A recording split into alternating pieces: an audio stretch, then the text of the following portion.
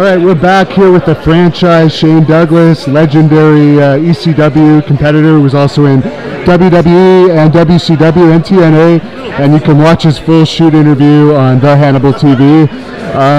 How's everything been going, Shane? It's another great day at Legends of the Ring. This is, when I came out of semi-retirement, this was the very first place in 2007 I made my very first appearance after coming out of semi-retirement with Francine right here in this room. It's been a great day, another great day, great wrestling fans. This whole East Coast is a great time, but back to the Hannibal TV thing, one of the best interviews I've done in a long time. Great questions. It wasn't the same thing over and over, the same question I've been asked, and you've listened to 1,000 times.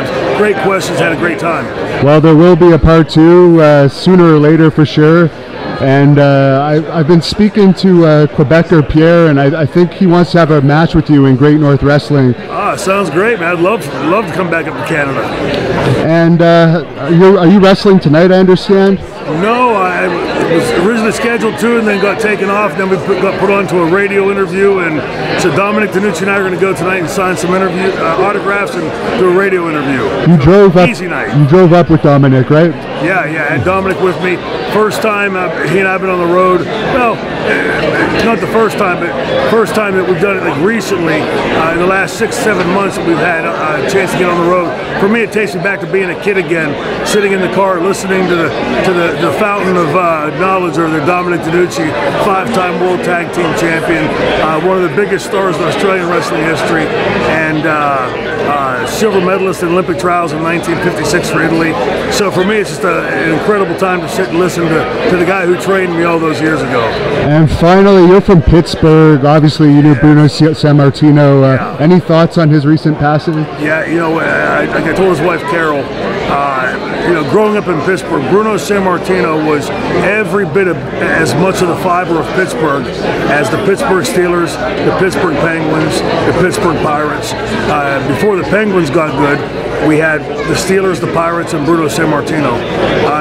To this day, if you go downtown to Permatti's or someplace down in the Strip District, I always say, hey, franchise, how's it going? And the very next thing is, how's a living legend, before he passed. None of us could imagine him passing away. He was the Babe Ruth of our business. And I said to Carol, I just couldn't imagine him ever dying. And she said none of us could. But unfortunately, he's mortal like all of us are. And Bruno Sammartino's legacy, I don't think, will ever be touched. His record of sellout strings, controversy of numbers be damned. I was in the Pittsburgh Civic Arena. I can't name any other building, but I can tell you for every month for the several years that I went when Bruno Sammartino was on top, the Civic Arena was sold out. So definitely a huge passing of an entire era for professional wrestling. The living legend, there's only one, Bruno Sammartino. And you want to remind people where they can follow you on social media to close this off? Yeah, on Twitter it's the Franchise SD, at the Franchise SD, and on the Facebook it's Shane the Franchise Douglas.